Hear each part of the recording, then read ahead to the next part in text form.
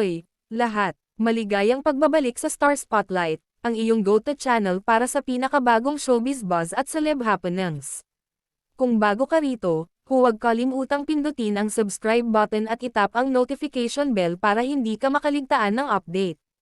Host voiceover na may mga clip mula sa It's Showtime episode.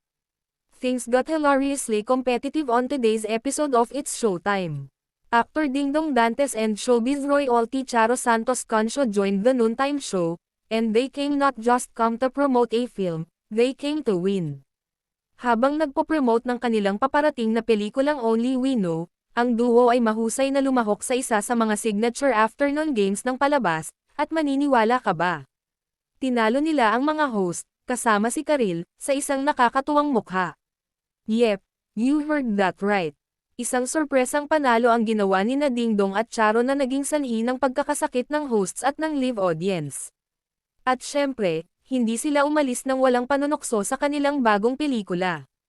Ang Only We Know ay nangangako ng taos-pusong drama, hindi may kakailan na chemistry, at, kung ang episode ngayon ay anumang bagay na dapat madaanan, isang buong pulutong ng char.